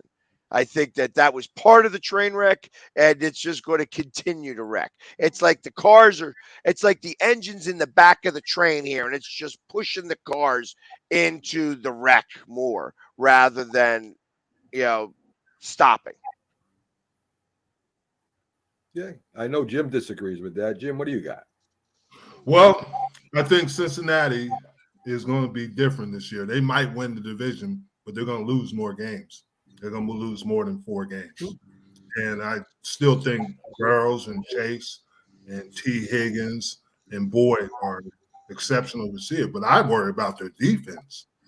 That's what I'm worried about. I don't know if they're as good defensively as they were last year because they've lost some people on it. I think they'll still win the division. Pittsburgh. And real quick, Jim, as a defensive lineman, looking at Cincinnati, do you lick your chops still? Like their offensive line, they didn't do any significant upgrades to their offensive line. Yeah, well, they got Randall Brown, correct? Yeah, but and he's a big part. But did they sign him? Or yeah, they signed him. That's a big jump, but I mean that's only one guy, and you still got 4 other guys that give up a lot of time. All I'm thinking is that I think that, like you said, they're going to struggle some, especially on defense. Burrows makes a lot of plays with those receivers, but I don't think it's going to be easy for them, especially in that division. Baltimore, I think they're going to take a step back. Even signing Lamar, this is going to be a finding time. If you're talking about a team that's going to struggle, I think it'll be Baltimore. And they have a lot of continuity, but they also still haven't answered. Are you going to trust the receiver from the Rams to be your number 1 receiver? Actually, I look at D-Hop going there. I thought that too.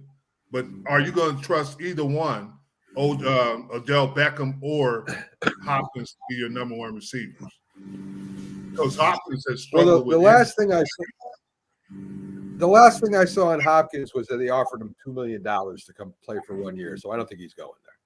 Yeah. But what I'm saying is that Baltimore still has some issues on offense. And they do have Lamar Jackson. He's happy he's got his money. But is that going to be enough to hide the other issues they have? So I think Baltimore's going to take a step back. Well, Jim, the Baltimore has the best running back in the NFL. Lamar Jackson. I think they're going to struggle. They're saying they're going to be more of a. He's happy. Lamar Jackson is happy this year. They made the playoffs last year with an unhappy, injured Lamar Jackson who was out, didn't play in the playoffs. He's happy. He got his contract. He got market I value. still think they're gonna have some issues, and that's just me speaking. Pittsburgh, and the same thing. There's a lot of continuity in Pittsburgh. T.J. Watt's health is big.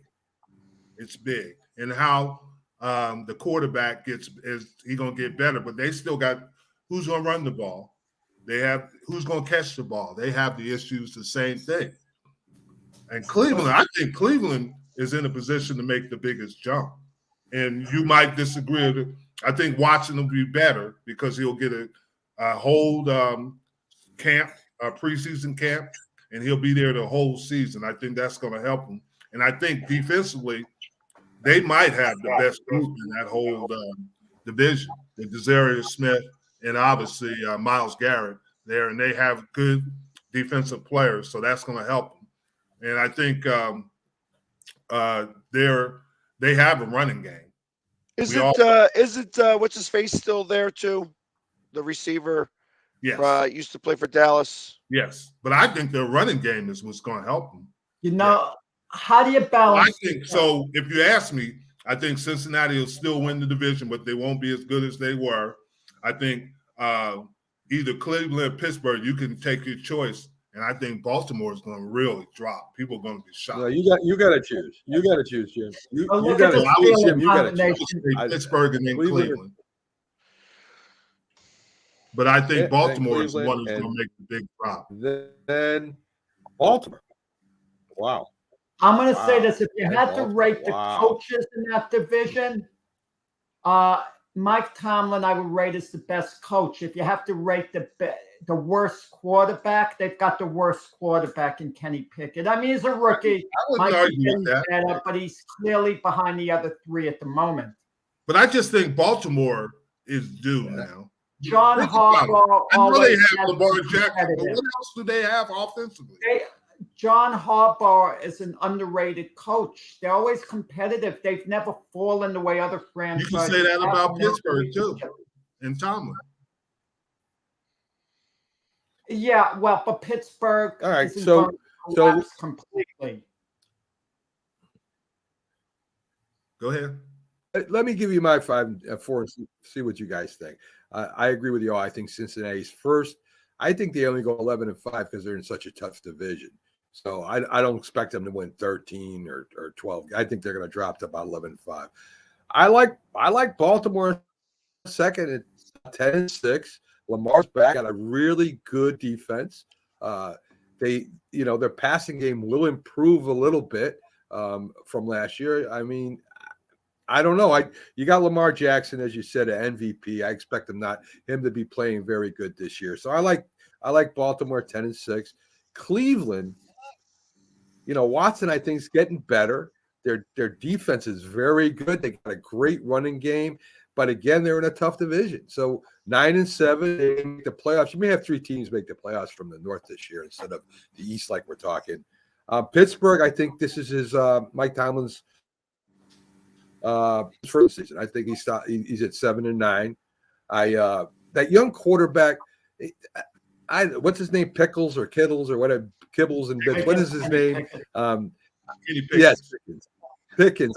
I wouldn't be surprised to see the second stringer. I wouldn't be surprised to see him in there this year if he doesn't play well. They signed him to a big contract. Mac, what's interesting with Pittsburgh? You're talking about him now, their quarterback situation, and this is a rarity. They kept their whole quarterback room intact with Mitch Trubisky and Mason Rudolph. Right. You would think Rudolph, a third-string quarterback, would want to go somewhere else to just maybe at least be the primary backup. Mitch Trubisky, you'd think he'd want to go somewhere else. Mike Tomlin has those 3 guys reportedly. They're so close, and they've so bought into the team and into Mike Tomlin. It was important for them to stay together. So that says a lot about Mike Tomlin as a coach, that he could keep that all intact. If you think about it, every other team in the North has their number 1 quarterback. Of course, Cincinnati has their number 1 quarterback. Baltimore Their number one. Everybody knows Cleveland's number one quarterback. We don't really know by the time the end of the season who's Pittsburgh's number one quarterback. If Pickett is a problem, be Pickett. If Pickett has a Right. problem, they go to Trubisky. Yeah. And as you know, Jim, if you have two quarterbacks, you have no quarterback.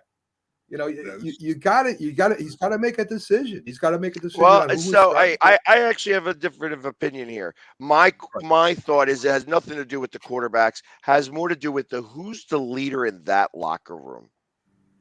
That's the big deal. Is who's the offensive leader? Who's the offensive leader? Pickett is the leader. What I heard. That's a good point. Because I don't know who the starter, guys. He's been named the starter by Tomlin. Pickett? Yeah, but I mean, Pickett is the starter. Trubisky even said it. He's coming back as the backup. He's doing all he can to support Kenny Pickett. Yeah, of course he's going to say that, Jack, because he went back there. He's not going to say I'm going to go over there and. And here's the problem I have with Pickett. Well, I mean, I like the guy a little bit because obviously he grew up an Eagles fan. So I mean, you know, he can't be all bad. But I think that what turned me off about him was him not playing in the bowl game. He let, hey, I'm going to quarterback his team all year long. And when it comes to the bowl game, I'm going to sit out, guys, because I got to get my contract. I'm not a fan of that. You know, the thing that bothered me about Pickett, he's playing supposedly in the same area played. He's a 4-year starter.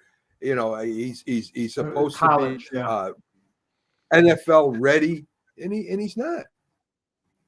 So he didn't play poorly last year. He was developing last year.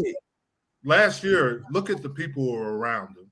They didn't play at a high level. The receiver did, the one receiver, but other than that, I mean, there was some struggles, not just him, but the personnel. But Jim, that's what separates the franchise quarterbacks from the non-franchise quarterbacks, right? I mean, Burrows had no offensive line, and what did he have? He had some receivers now, and he had a running back. Listen, they P-Ryan. So true. So you got to look at that. The Steelers leaped ahead of the Jets in the draft, got the offensive tackle Broderick James, and they're going to rely on Najee Harris to run the ball a lot this year. They're going to kind of play it close to the vest. Well, yeah, and Pickett, they want to turn him into an outstanding game manager. That's Mike Tomlin's style of play. I mean, I know Mike Tomlin had Antonio Brown for years, a guy who could stretch the field. But Mike Tomlin is a move the chains type coach. Would you disagree that Trubisky's a better athlete than Pickens? I don't know athlete. What are they doing? The decathlon? Come on, Mac. I mean, it doesn't matter what type of athlete. Running the ball. Jack, who's better running the ball? Consider this, Mac. Trubisky had years as the best starter. He went to Buffalo 1 year as a backup to Josh Allen. He was the Steelers starter last year, and he couldn't hold on to the job. He had his opportunity to be the starter. It shouldn't be a debate. Now they're committed to Pickett. You can't leave it out there that it's a competition in his second year. You just can't. And that's why they're gonna finish in last place at 7-9. That's why they're gonna do that. 7-10, 17 game schedule. Yeah. I don't know. They have a bye week, Jack. Yeah, this is a difficult division because you got obviously Cincinnati, but like I said, I think Cincinnati is going to lose more games but win the division. Cleveland is the dark horse. I agree with that. You don't know what's going to happen with Cleveland, and they are a train wreck, but they do have exceptional talent in the positions that they need to. They're running game. Amari Cooper can make enough plays to help them out, and that's it. And defensively, getting the Darius from Minnesota helps them. So they do have some. And that's all I'm saying. Cleveland, I think, is going to We'll see. They're going to make a move where they move it to. No, I'm saying they'll be. They already moved. Then they become the ball. Yeah, they both. But I'm saying they'll move up in the division. You know what it is with all these teams. I'm going to be honest I about practically every team in the NFL. We're in the hope business. Everyone looks good to a degree before the season And it comes full circle. Yeah, and then teams Jets fans with hope. Hope Yeah. personified right here, right there. Aaron Rodgers is here. The Jets are reality. But the only team in the NFL that is going to be a train wreck that we look at it this way before the year begins are the Arizona Cardinals. I don't see much hope there, how they're going to rebound. They just seem like a bad team, at least to me. Because if you're relying on Kyler Murray to turn things around for that franchise, there are going to be problems. And I'm not high on the Buccaneers, not too optimistic either. But for most teams, we're optimistic. The Houston Texans were optimistic the future, the way they drafted. And we just talked about the division you mentioned, the North there, Mac. There's hope for every single team. We might think, well, this team's going to dip, but any team could have a really good year in that division. We talked about the AFC East. I agree with that. When the worst team is New England projected that way, that means it's a strong division because New England could easily go 10-7 when all. But here's something that happened last year. Only one guy on this panel said that the AFC West was not going to be a strong division, and that was Pags. the Hags. But we all thought that the AFC West was going to be the strongest division in football. So you never know. You really don't. Everybody thought the AFC West was going to be very competitive until we see them in the season. We really don't know. We're just guessing on some of these teams, other than Kansas City. But of course. Kansas City is different. Talk shows are all. Well, the big debate. Yeah, what it's about. Jim, the big debate took place between Mac and Pags before last year. Mac was saying that Russell Wilson is going to continue to perform, like he said, Mac, a first ballot Hall of Famer. And Pags said and Pags laughed about it. He basically said Russell Wilson isn't going to show much of anything. And he didn't. Well, and I thought Russell Wilson would be. I think it was. Sean Payton is there now. We might get a revival. Mac might ultimately be proven to be correct. Well, not from last year. We'll see what happens. We'll definitely see. Maybe this is going to be a better Russell Wilson. Listen. Jack is recreating a whole conversation. I said Russell Wilson was and is going to be a Hall of Famer. There's no doubt about that. I didn't say that to Hall of Fame level with the Broncos. I did not say that. So I do not necessarily that's believe that he is just a shoe-in Hall of Famer. I just do not believe that. I mean, he's a really good quarterback. He was a really good quarterback. I still cannot believe he's like he's a shoe-in Hall of Famer. You know, and so like, and we'll talk like this, like Jason Peters, offensive tackle, whole different position, you know, and I feel like every year that he played past 3 years ago took away from him being a first ballot Hall of Famer because you have to include those years. And I feel like that's the same thing with Russell Wilson here. These next couple years are going to put a stamp on his legacy. Well, Pags, that's not what I'm saying. I didn't say he's a first ballot Hall of Famer. I said he's going to be in the Hall of Fame. No, you did. You did say he was a first ballot Hall of Famer, but and that's fine. You know what I mean? It's okay. But I'm saying that I don't think he's a 100% shoe-in. That's all I'm saying. He was a great quarterback. He did some great things, but he's also one of his biggest moments in his football career is throwing the interception on the 1 yard line.